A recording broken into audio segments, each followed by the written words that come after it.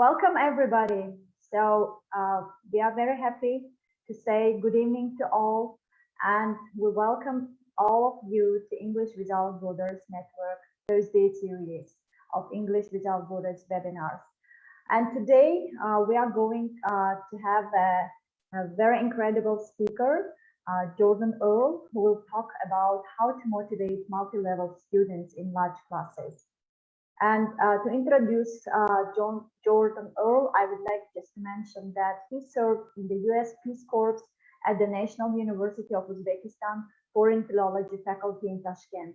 He taught at an intensive English program at the University of North Carolina before serving as an English language fellow in Nouakchott, Mauritania, serving as an English language fellow, where projects included teaching students at the Higher Institute of Islamic Studies and Research. Earl was also a senior fellow in Cairo, Egypt, and Al-Azhar University, and in Turkey at Ankara University's Theology faculty. And he is now the director of American Language Center Marrakesh in Morocco, which includes a 130-hour teacher certification program branch of Via Lingua International. He has been an English language specialist in Ethiopia and Tajikistan, and was sent by the US Department of State to Sana'a, to Yemen, Praia, Cape Verde for teacher training events. So welcome, Jordan. So happy to see you. And now I'm giving the floor to you.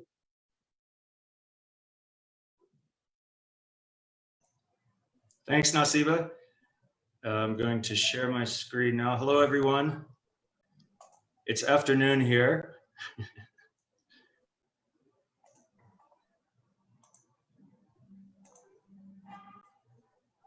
And I guess it's evening where you are. Just a couple, here's the title of our presentation, as Nasiba mentioned, how to motivate multi-level students in large classes. Here's the agenda. This is more for people who are not attending, so I'm going to advance past this. As Nasiba said, I've lived in these countries. I just wanted to highlight them. Morocco is the biggest because I've been here 9 years now. When I lived in Mauritania, I was asked to teach a conversation class. It was called Conversation Class. And when I arrived, it was in an auditorium and there were about 300 students. So I have experience with teaching large multi-level classes. In this picture, you can see they have a beautiful smart screen, and it looks like fluorescent lighting. We had none of that. It was open air, so we had birds visit us, and I had a chalkboard for my 300 students. And I just wanted to point out the images I use here. You can get free, copyright-free images at pexels.com. It's a great source. You could just type in any topic you want, and you'll find images. We'll have a couple of chances to interact, and just for those of you who aren't too familiar with Zoom, I wanted to point out, if you hover your mouse, if you move your mouse around, you'll see this chat box appear. And if you click that, you will see the chat box open, and it says to everyone, and you can put any message there that you want during this webinar. And also there's the raise hand feature. Again, if you hover your mouse, you will find this raise hand and you can click it. We'll have a couple of opportunities. And of course, anytime you have a question, you can just type it in the chat box. Nasiba will help us at the end during the question and answer. So to start, I'd like to take just a quick poll on how you're feeling. And I think we're going to have this poll appear shortly. There it is. So let's see how everyone's feeling today.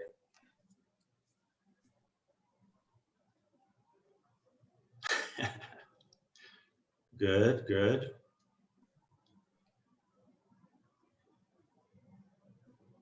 No one is confused yet. That's good.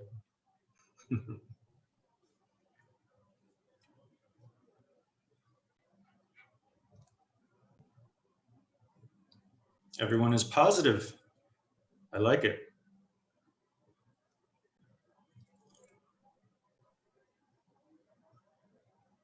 Okay, so we have about half of our attendees have responded. And I think that's enough to see that we've got, everybody's feeling positive today, so that's really good. Thanks for that poll. The next poll is, I would like to get a sense of what your idea is of a large class. So if you can see the, let's conclude that poll. And here we go. We have the next poll. In your opinion, how many students make a class large? And you have your options below.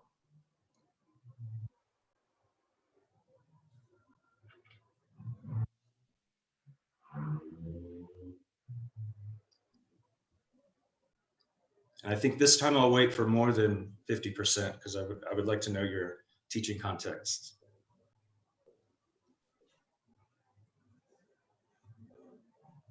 That reminds me, I've heard that many of you are access teachers, and so I think you already do a lot of these activities and interactions in your classes, which is great. Access is a great program.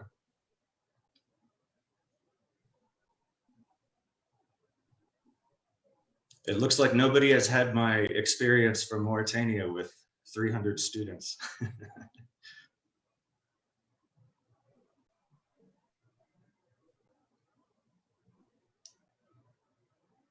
I'm actually surprised that so many of you have chosen 20 to 30 students. That's good. That's a good sign.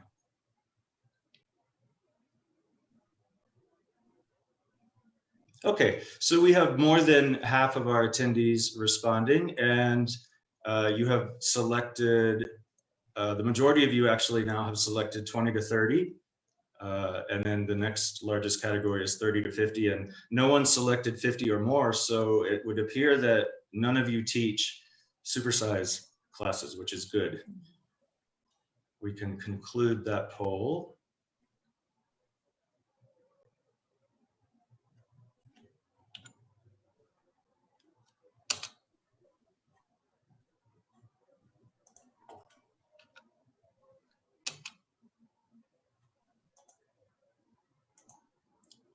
Here we go.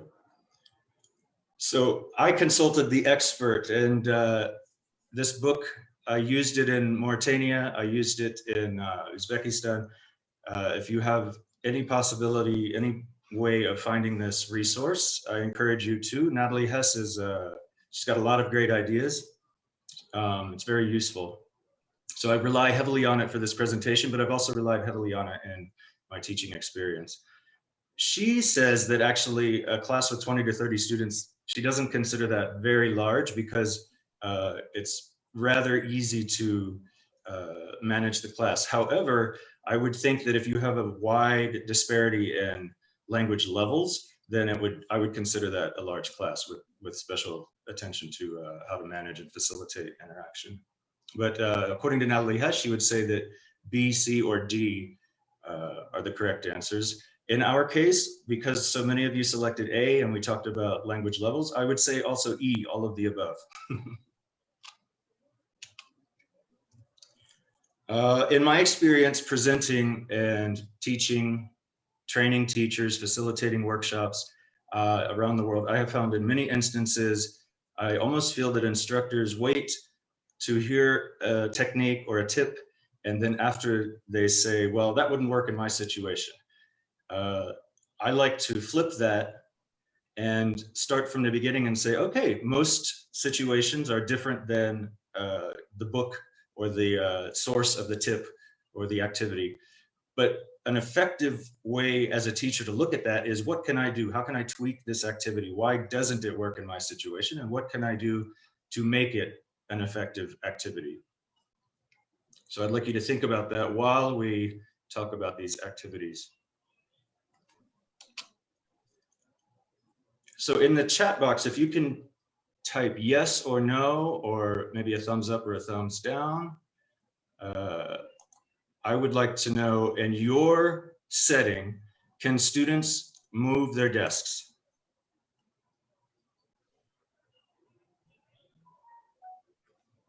Again, I'm very happy.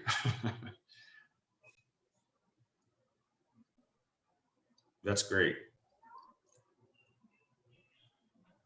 So a lot of these activities will be much easier because your students can move their desks.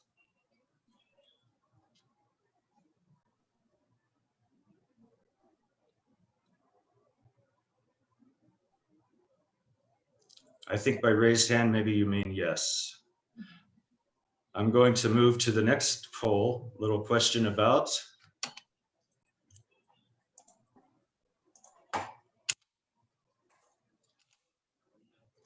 Does each student have their own individual desk?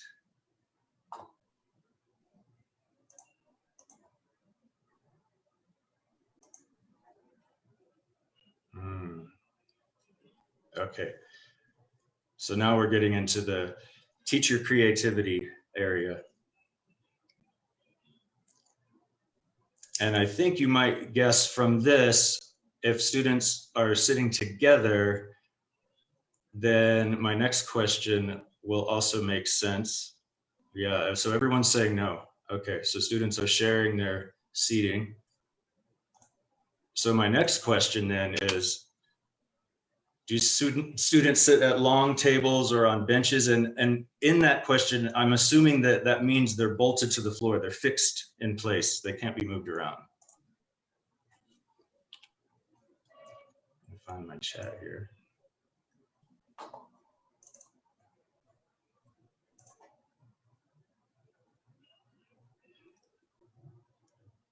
So are the students at long tables or benches, or is it just two to a seat?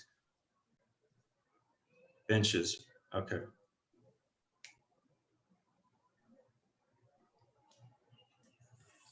Two to a seat. I should have separated the question and asked, are they fixed to the floor? Because that's kind of important. But at least we know that your students can move their chairs. That means they can get up and move around the class. So even if the table or the bench is fixed, they're able to get up and move around. Okay, we have a lot of people with two students to a seat or a chair. Okay. Good. So the first thing, of course, we want to get to know our students, and I'm sure many of you have icebreaker activities, a lot of ways to get to know your students. But one thing that's hard in a large classroom is getting to know the names of students. And even if the teacher learns the names of the students, often the students don't learn the names of the other students. This, I think, breaks down the opportunity to build community in the classroom. So just learning names and helping students to learn each other's names can be a huge asset to large multi-level classrooms. This comes from Mauritania. I don't know if it's going to fit in your situation because it sounds like so many of you have 20 to 30 students in your classes. But what I experienced in Mauritania was that the less motivated students would arrive late and sit in the back. The more motivated students, they would arrive early and sit in the front. What I did, and it kind of surprised everyone, was I would start class from the back of the classroom. Of course, I would greet everyone from the front as the late students were arriving. But for the first activity, I would check in, ask everyone how they are, you know, how was the weekend, that type of thing. But for the first activity or the first task, I would move to the back of the classroom and give a more simplified version of the task to the back of the room. And at first, the people up front would be a little upset because they had come early and they wanted me to focus on them because they considered themselves the serious students. And then I would move to the front and deliver instructions again, maybe with a little bit more challenge. And then I would move around the classroom and help everyone monitoring, answering questions.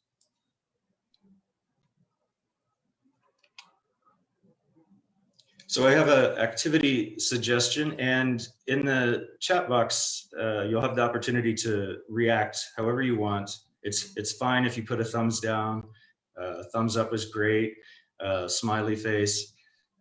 This is called name toss. And as I said, learning all the names of the students can be very difficult in a large class, and it's even more difficult for the students. However, as I said, it builds community. It can also really help us with our class logistics, managing student records, the grades, the attendance, the assignments. All of this is much easier if we can remember who is who in our class. Everyone will feel more comfortable, which means you're more likely to get more production out of students who are shyer or more quiet or reserved. So in this activity, if you have balls, that's great. If you don't have any kind of small, soft balls to throw, you can just crumple up sheets of paper and make your own balls. You could use small, empty plastic water bottles, but I would suggest putting paper inside so that they have a little weight to them. And if your students can stand in circles, it sounds like in your situations they can. Form groups of 10 or more, depending on your class size, but I wouldn't go more than 10. If you have class sizes of 20 or 30, maybe you could do groups of 5. We already talked about students can move. And you would supply the example of yourself. So in my case, I would say, my name is Jordan, and then I would toss the crumpled paper, and the student who catches it, I would indicate with my hands, they should give me the same. If they didn't understand, I would, show them that they can toss the ball back to me, and I would do it again. My name is Jordan, and I would toss it again. Eventually they will catch on and they will say, my name is, and their name. They should then, and you can indicate, they should then pick someone. So the ball is tossed around the room until everyone has spoken. When the last student has said their name, you should indicate the ball can come back to you. And now you change it and you say, and this is where the teacher has to be good at remembering at least one of the names you've heard in the class. And you would say, your name is, and toss it to the person and say their name. For example, Nasiba. And you would continue this around the room while students practice names. There may be, some tennis where students can only remember a few names, and so there's a little bit of tennis for a while. That's okay. If that happens, just indicate the ball back to you and maybe do the my name is again and get some variety so the names start circulating again. I think you understand what I mean by tennis, where two students can only remember each other's names and the ball is just going back and forth between the two. The reason I like this activity, it's very simple. Most of you probably know this, but what I like are the extension possibilities. If your class has spotty attendance, which means some students come one week and some students come another lesson, and it's never the same group, you can use this just to refresh everyone. So it can be something kind of a warm up at the beginning of class. Also, if your administration just pops students into your classes after you've begun, it's a good way to introduce those students into the group. You could play this again and people would learn the new names. If you see that your students are not able, you can encourage your students, use each other's names. When you ask someone a question, use their name first. Don't say teacher, say Jordan. I know, teachers a respectful term, but we can encourage people to use names for that community building. And if you see that students are forgetting names a lot, you can do this activity again. So it's just an easy thing to fall back on to refresh everyone's names. You can also use this activity for vocabulary practice, where students should use a vocabulary word from the class in a sentence and then toss the ball to someone else. So after we've gotten to know our names, we have this issue of management. Again, much easier with 20 to 30 students, but with variety of levels, it can still be a challenge. So I have a suggestion. Quiet signals. You want interaction in your class. You want students to discuss and you want things to be lively and engaged, but you also want to be able to conclude an activity quickly and not have half the class silent and half the class still talking and you're having this difficulty of segueing. So decide what your quiet signal will be. Now I have a handout which has some suggestions on it, but I will also share with you my favorite of these quiet signals. You talk to the students about they need to practice the language in class, and to practice, they have to be able to engage with each other, but they also need to know when the activity starts, exactly what the task is, and exactly when it should finish. And that's the key part here is when an activity is finished, you want to be able to quickly get everyone's attention back so that you can move on. So you pick your signal, and then I will show mine in a moment. You tell the students a topic of conversation, and you ask pairs. In this situation, it could be 3s or 4s or 5s. Discuss the topic. But to practice quiet signals, I suggest using pairs so that this, your focus here is not on the actual conversation. It's getting the students to know your quiet signal. Once their discussion and conversation has gotten very lively and there's a lot of noise, use the signal and time how long it takes students to quiet down.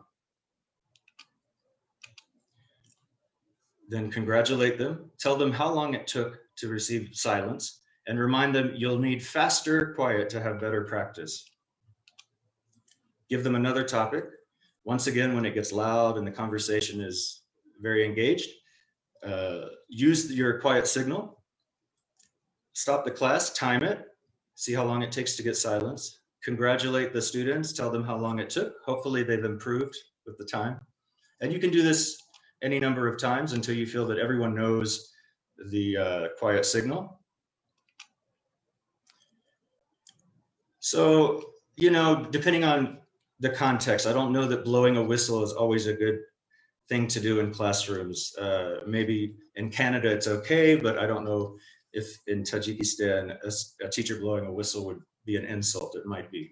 The same with beating a drum. So my favorite is the teacher practices clap, clap, let's learn. And that just means the teacher, when he or she is ready to end the activity, claps very loudly 2 times, and the students should immediately stop what they're doing and yell, let's learn. So it's very easy. Let's learn. Once you practice that, it's very fun. I think even adults like it. It can seem like a child's play, but actually it's very effective.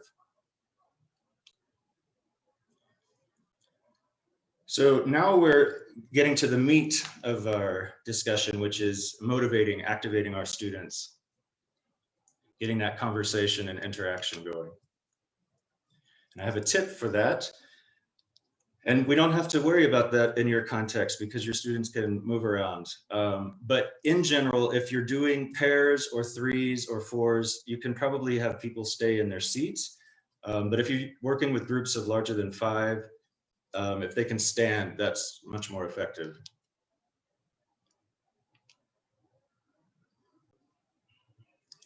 Now I'm going to present a couple of activities that I think you may already know. And so in the chat box, if you can, I'm sorry, in your areas to respond, if you could raise your hand, and then we can hear from you if you've heard of, for example, think, pair, share. Now I need to find your, I'm going to rely on Niso here to tell me if someone is ready to speak, because I can't see who has raised their hand. I see Dilyara. Dilyara, would you like to share what is Think, Pair, Share?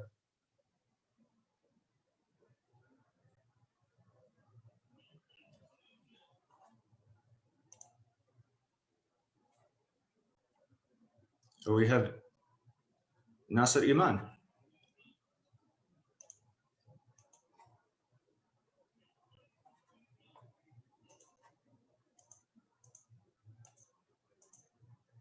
Okay, it's all right. I think most of you probably know this. I'll just summarize it myself.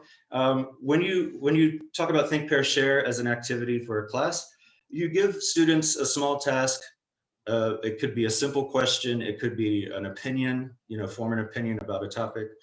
And you ask them to think individually. So they sit for a moment or two and they come up with what is the answer or what is their opinion. And then you ask them as pairs to talk to each other about what they thought about. And then as a conclusion, you can select a few pairs to tell you either which answer or opinion they thought was the best or liked the best, or you can ask them to share what they heard from their partner. And you don't have to use the entire class for that, of course. You can just select a few pairs. There's also I see, I think, I wonder. It's a little bit similar.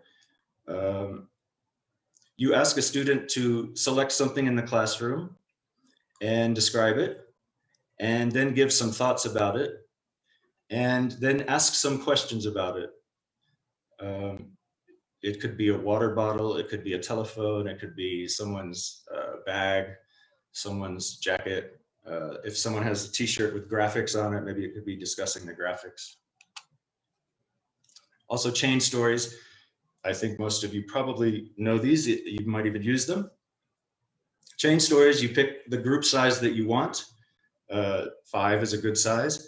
And you give a prompt, and that would be the introduction. And then the students write a sentence and pass to the next student until you have a chain story with 5 students. And then if each student has started with the same prompt and they're passing it, and you tell them to change their sentence when they get the next paper, so they don't just repeat the same sentence, then each student will have a chain story when you're done. They can take that home as homework and maybe respond with what happens next. And we also have describe, interpret, evaluate, which is the acronym is DIE, a very scary acronym. And this happens with a picture. You supply a picture, you can draw something on the board. If you don't have a board, you could just use an object. And you would ask students to tell you exactly what they see. It's a description, so it would be colors and size and number. If there's a picture, the number of things in the picture. You follow that up by asking students to interpret. And this is where the sentence would begin with not I see, but I think. I think maybe this is used for, I think this might be. And the last step is evaluate, where you ask the students to say something that involves emotions and feelings. I don't like this picture. I think this picture is a very nice picture, and I would like to hang it in my house. This is very good for getting students' imaginations and creativity going. So I have an activity suggestion. This is called Frame It. Again, there'll be some suggestions on the handout. The handout and the slides from this presentation will be available on the embassy website and Facebook, I believe Google Drive, and the video of today will be on the embassy's YouTube channel as well. So I have some suggestions. Most of them come from the book. I've modified a few, and they're grouped into levels. So you could, once you have an idea of your student levels, you can give them topics. You ask them to write down the topic and draw a circle around the topic. You can see here in the bullseye, that would be the yellow section. Around that circle, students should write anything that comes to mind. It's a little bit like a brainstorm. And once you've given them a few minutes, they draw another larger circle around it. So now they have their first frame. Around this circle, you ask students to write the names of people related to this topic or people who have influenced their thinking about this topic. So as an example, if we gave advanced students the topic of war, maybe they would have sad and violence, things like that. When they got to the people area, maybe they could put names like Mahatma Gandhi or Adolf Hitler. It just depends on people related to that topic or people that maybe influenced the students thinking about that topic. So once they have their frame, then even if they're in different levels, it's okay. You put them in groups, 3, 4, 5, and they explain their pictures to each other. In the group, each group can choose which one they like the most or which one they think is the most interesting, and they can present. And the presenter can be the artist who created the frame or volunteers from the groups. And you could even ask groups to have each person present. So the first person would say the topic is, and that might be the lower level student, and the associations from that topic are, and the third volunteer would describe who the people were or list who the people were.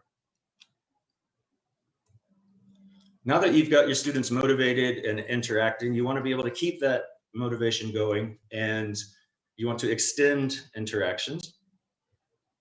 And you can do a lot of review with this, and it can maintain motivation.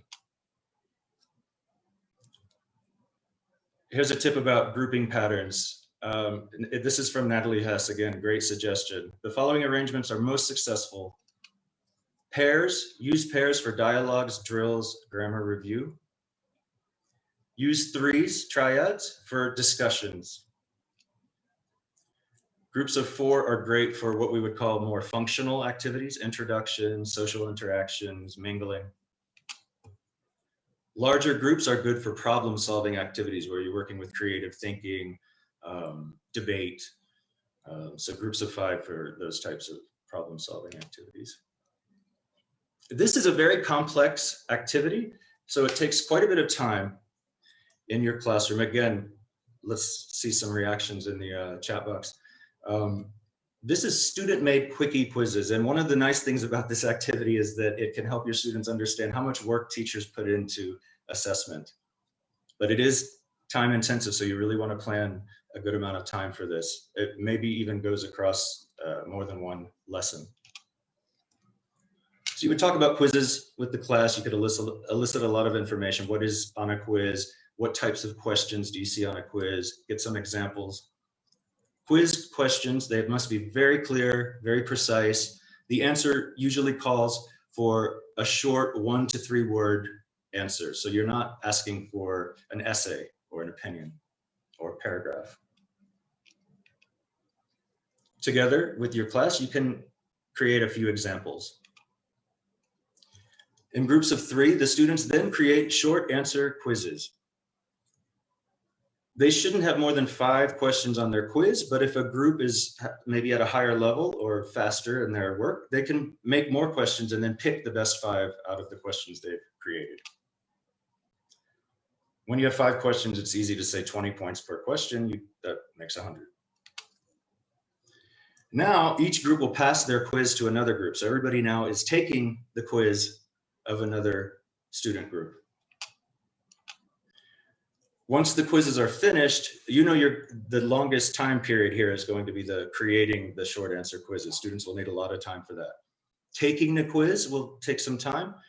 This is much faster. When the quizzes are finished, you pass them back to the group, and the group who wrote the quiz grades the quiz as a group. So there's more discussion there. Finally, you pass the graded quizzes back to the group who took the quiz, and then you have a class discussion of, did they think the grading was fair?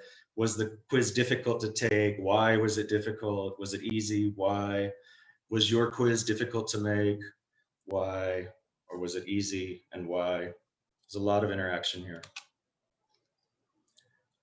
And again, a lot of your students probably will say, wow, I never knew how difficult it is to create a quiz.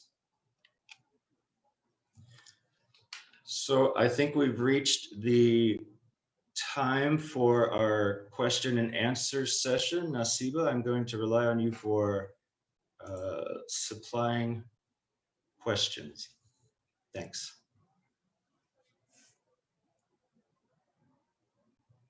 Thank you for posting the handout.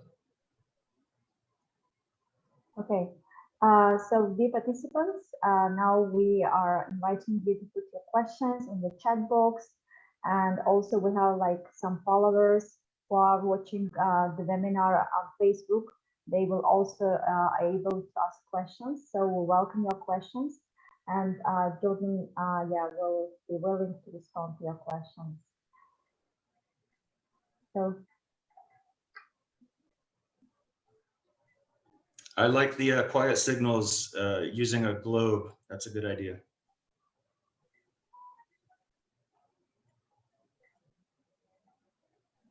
Okay, a question like Jordan, how do you think, what are the best way to motivate like adult learners and how to engage, like, because sometimes, like, for games, you can easily engage, the kids, the teenagers, as for adults, how to engage them in this kind of activities. I think the biggest obstacle is the teacher in this situation. I think a lot of teachers, they just assume that students expect the teacher to be the master of imparting the language into the brains of the students. And so a game is going to be seen as childish, and the adult students wouldn't be interested. It's not true at all. Adults love to play games. You just have to overcome that hesitation. And I'll tell you this, even if the first 10 times you try it, you feel like it completely bombed, you failed, the students weren't into the game, don't take that as evidence that playing games with adults doesn't work. It's something to do with how you're presenting it or how you're talking to students. I like to appeal to their common sense and just say, look, we're all adults. Of course, we want very serious grammar explanation and discussions, sharing opinions, but sometimes it's good just to practice. And to practice, one of the best things is playing games, because they're a little competitive. They're not, there's no high stakes, it's not an exam. And once you appeal to that, like, you're going to learn doing this, it's fun, just relax, let's all be silly, you'll find that students will open up, and you will open up as a teacher yourself, and suddenly everybody likes games, and you might have a problem ending the game. Thank you. We have just some more questions. One of the questions from Tajuddin. Tajuddin is asking how to arrange the silence in large classes. And I assume, like, sometimes it's kind of a big problem for teachers to manage silence in the class. So what would you recommend? To understand the question, does that mean something like our quiet signals, like getting students to be quiet, or does it mean students are too quiet? I think, yeah, because of signal. I assume, like, sometimes when during the game process, the students are too overexcited, and sometimes, like, getting to the point of silence, it sometimes takes longer time. And I think that Tajuddin is asking you. Yeah, that's why I like the clapping and the, not just the clap, but having the students stop what they're doing and say, let's learn, because not only does it show you that they have stopped, because there's one suggestion to use raise your hands. So if the teacher does this, then all the students should stop talking and raise their hands. But what I've found is when I've tried that, students will keep talking but raise their hands because they see the teacher put her hands up. So they put their hands up because they know they're supposed to, but they're not done talking. But with the let's learn, they can't finish their sentence. So I really like that one. And then even in a huge classroom, if you clap really loud, sometimes if you want to flicker the lights at the same time, so turn on and off the lights and clap really loud. And if the students have practiced enough, as soon as you do that clap, clap, they're going to yell back, let's learn, because it's fun. You've created this routine. Yeah, thank you. So very nice. And now we have another question from Huwaida. And I guess, the question is how to apply these activities online, especially, like, when you think about pair, share, so such kind of activities online. Yeah, well, again, I would use the raise hands for anything that's all class. But you can use breakout rooms for a lot of pair and group discussions. I'm not sure if everyone's familiar with those, but in most of the online platforms, Zoom and Google Classrooms and Canvas, you can create breakout groups, and the teacher just assigns students to a room and they discuss there, and then you come back all class, and again, maybe have everyone mute their mics and do the raise hand. And the teacher can pop in and out of the breakout rooms to make sure that everyone's on task. Great. And I think, like, people, there are some more questions. So let me just read them out. Okay, just a moment. I'm trying to find them in the chat box. We have a very good suggestion. Okay. It's an alternative to clap, clap. let's learn is 1, 2, 3, eyes on me, and the students say 1, 2, eyes on you. Again, it's getting that student response that makes an effective signal for quiet. Yeah. Okay. We also have some Facebook, some questions from Facebook. Okay. There's is asking, what tips can you give to us to monitor multi-level students in a large class? Could you repeat that?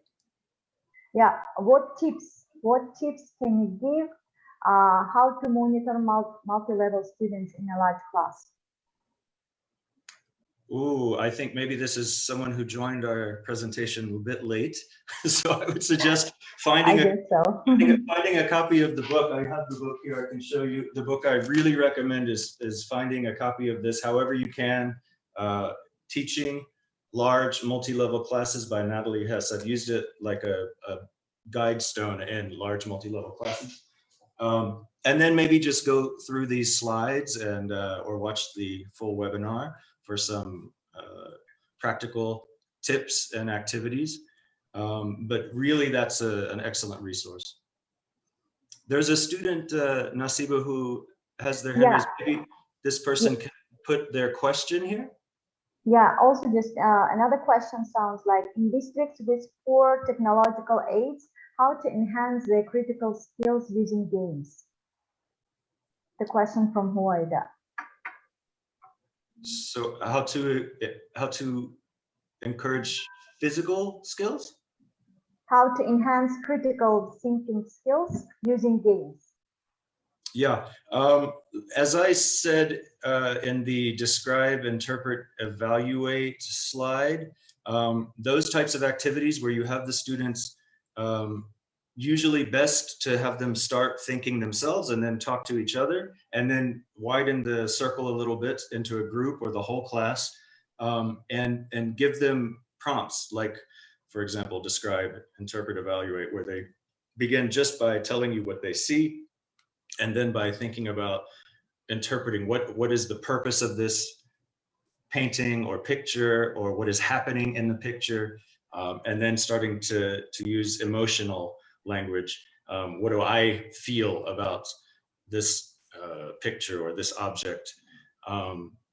That's one example. Anything like that, a debate, giving opinions, as well as teaching, polite disagreement and active listening, anything like that where people are using their own personal viewpoint, but interacting with someone else on that viewpoint, which obviously will be different from different students. That's going to activate critical thinking skills. And there's a million activities out there, and a lot of them you would find in the Hess book. Yeah, thank you, Jordan. We have another question, and also we have some, some of the participants are raising their hands. We'll also just give them, unmute their microphones so they will be able to speak up. And the question right now is in the chat box: how can we promote self-motivation in the large classrooms? I think the chain letter, the chain story is a great thing, where each person has to contribute, but everybody's contributing together. But you can do a lot of things like beginning a class with some time for journaling, where the students respond directly to you. It's a little more time consuming for the teacher, because ideally you're going to take that and then respond back to the students, which is why in large classrooms I often put people in groups for this type of thing. But anything like that where and I think writing is a good focus, a good skill to promote self-motivation. This is where, no matter what the level, the student is able to express a little bit about themselves, even if everyone ends up with the exact same sentences. Yeah, thank you. Very nice. We also have another question.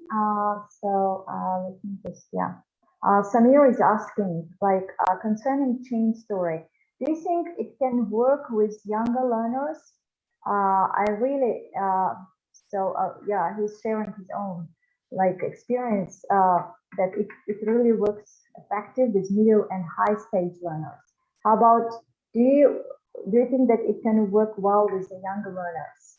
Absolutely. You could even have each student, as they write their sentence, they draw a little picture. But yes, you could have you know, a cat named Morris. What does Morris the cat do throughout his day? He wakes up. That would be your prompt. Morris wakes up at 6 o'clock, and the young learners would continue this story. Yes, absolutely. You can use chain stories with young learners. Okay, excellent. And I think like Samir was also raising his hand to ask the question. I think, Samir, are you there with us? I think he just said thank. He said thanks because he put his question in chat. Okay. All right. Okay. Samir. Yes, I have already typed my question in the chatting box because I kept my hand raising for a long time, and I thought you may finish or end the session without taking my point. That's it. Thank you, Jordan. Yeah, you're welcome. Thank you, Samir. Thank you both. Thank you. Thank you. We have another question. Also is asking how to motivate lazy students in an easy way. Yeah, I don't like that word lazy.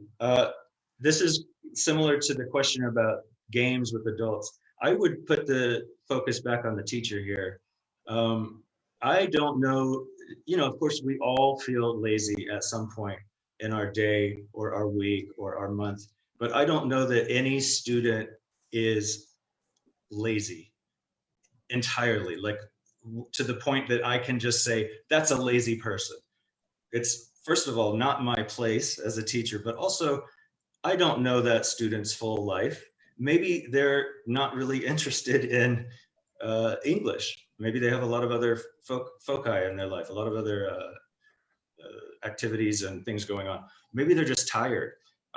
So I would put the focus on me and what do I need to change or modify to widen the circle and get that student engaged. And so, yes, of course, you can have students who are not the most effective students in your class, that you might start to feel negative things about them. But I would not use language like that. I wouldn't say lazy students, or I don't like this student, or they're bad students. I think in Uzbekistan, they called the students rabbits. They would say they were rabbits. I don't know if this happens in Tajikistan. It means they would just run away and not come to class, and they weren't focused and they weren't interested. Anyway, I wouldn't use this word lazy. I would try to figure out how I can appeal to that person. If they're a soccer fan, football, maybe incorporate an activity. If they like music, maybe ask them to bring their favorite pop song and you'll go over the lyrics with the class. Infinite ways to widen that circle and get students who you think are lazy, but maybe just aren't getting turned on by what you are doing. I'll give you an example. In Uzbekistan, at the National University, I had a class of students that was mixed. There were a few Tajiks, there were a lot of Uzbeks, and there was a group of Russians who sat together. They were the ones, as I described, who came late and sat in the back. And they just kind of looked down their noses at me as if I couldn't teach them anything. I asked them what they were interested in. You're gonna think this is crazy, but I asked them what they were interested in, and they said serial killers, like mass murderers, Charles Manson, things like this. I thought, okay, they're just trying to mess with me, to get me upset. But I said, okay, I accept this challenge. I want you to do some research, and I want you to write a fan letter to your favorite serial killer. And they were immediately motivated and engaged, and I got some great essays. It's kind of creepy, kind of scary, but I thought I'm just going to accept it at their level and let them play this game that they're playing with me, and I'm going to make it into an assignment.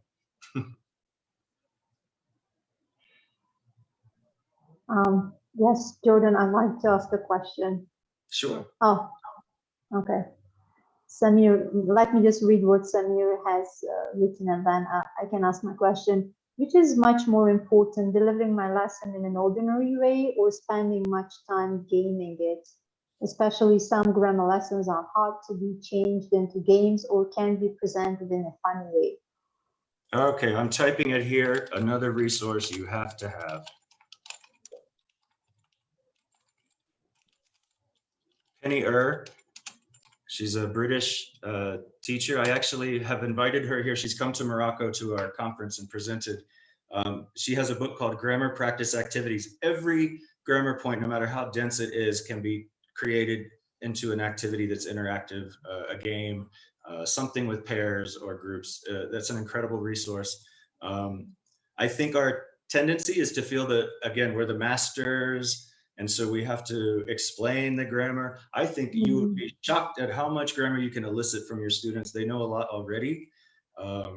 And often you can give them a challenging activity, and after they've done the activity, even if it's new grammar, they're probably, if you carefully gauge what the new grammar is and don't make it, you know, you're not going to ask a low beginner class to create an argument for why smoking should be banned. Of course not. But you create an activity that's a little challenging, and then afterward you analyze with the students what new grammar did you see, and what is the purpose of that. Can I share it as a? I don't think I should because of copyright rules, but you can be resourceful. Go out there and look for it. Yeah. So I'm sorry, Golnar. What was I saying before I answered Samir? That's okay. We just have a comment from Al-Azhar, who's saying, in one of my classes, I have students who were not doing well when I started teaching them. Later realized that some of them could answer questions perfectly when assessed orally, but when the assessment was shifted to when it was shifted to written ones, they were not so good. So I've seen improvement in that studies. That's surprising to me. Usually it's the opposite, where students are able to write, you know, if you give them a quiz or a test, they're able to complete grammar correctly, but when it comes to interacting, they fall back on mistakes again. So I'm interested in that. I feel like I lost my thread on the last question you asked me, where I was explaining and then I interrupted myself to answer Samir. But it's okay. Yeah. My question actually was about the classroom management, and I wonder, you mentioned that you kind of managed like large classes, and the size was like 90 students? Like I said, I even had a class with, it was like 350 people. And it was that was in person. That was in person, right? Yeah. Yeah. But what about your experience in like online classroom management? How many students were there? Like the largest, the biggest size? Yeah, so since I've been in Marrakesh, I'm the director, so I don't really teach that much anymore. I'm actually teaching right now. We have a couple of emergencies and I'm doing some teaching, but it's the first time in 9 years, other than the certification program where I train teachers. So I really, with pandemic and COVID, I have not had that experience. Okay. However, our teachers have taught a lot of online classes, and I visited them and talked to them, had discussions with them. But these classes are not, they're not massive. They're 20 students. 20 students. Yeah, because managing the class is really kind of, it's a big challenge, especially when you are in the class, you can go to the groups and see who and you know what they're doing. But when you send them to the breakout rooms, you can't be in the same room at the same time, right? Yeah, in all rooms at the same time. So managing is kind of an issue in online teaching. Yeah, so I think in that case, you have to acknowledge with the groups that I know that when I leave, things might, get off track. But when I come back, I want to see that you have been working on what we said we were going to do. So you kind of make an agreement that I know you're not perfect. I'm not perfect either. I'm easily distracted. So, but just please make sure that you have this done before the end of the time, and I'll be back to check. And then we'll talk about it as a full class. Okay. Maybe that is the last question we can address to you. And that's kind of a recommendation. Could you give us some best motivation quotes for students, please? Online courses for teachers. You know, the State Department has been doing a lot of MOOCs, massive online courses that are taught, you know, anywhere around the world, but there's a lot of opportunity. So I would, you know, you have your resources right here. You have Golnor, Nasiba, and Niso, and I'm sure you know other folks with the Relo office and public affairs. If you're in Access, you've got connections to the embassy. Just reach out, and I'm sure you can find out a lot of opportunities. Okay. Maybe you misheard my word, or maybe I pronounced that wrongly. I meant quotes. Best motivation quotes for students. How to motivate them, like, you know, superb, excellent. I don't know any other phrases to encourage them be more engaged. Yeah, for how to say excellent, good job, I would just use a thesaurus, which you can find online for synonyms. You could just Google, you know, terrific synonyms. But if you're looking for long quotations by famous people, again, I would just, you know, look at Google for motivational quotations, and you'll find, you know, 1 million in 2 seconds. And then you just sift through. That's especially kind of a bit challenging when you do like you check writings, and then you don't want the same word, you know, for everyone. You want to vary it, and sometimes you just want to, you know, have the words that maybe someone else hasn't used yet. What I would say in that situation, and I tell my teachers the same here, and in this situation, it's not responding to students' written work, but it's when my coordinators respond to a class observation, be very specific. Don't say great job or good work. Why? Why was it great? So, for example, you limited the amount of words that you put on the board and used the board for only the most important concepts introduced in the classroom. The board was not filled with all kinds of gibberish. So your use of the board was excellent in this lesson. That's a very precise comment. It's much more effective than good job. Thank you very much, Jordan. You provided really nice tips and advice. Thank you. We appreciate your help with, you know, volunteering with English about books. Thank you. Yeah, it was nice to meet everybody. I enjoyed this. Yeah, thank you so much, Jordan. So we really enjoyed. Personally, me, I got so many insights and so many recommendations from you, and you know, just it's incredible. Like, you shared not only your presentation, but also you shared like useful resources like books and links that are available. And I believe that, you know, the teachers and our audience will be using them in their daily teaching.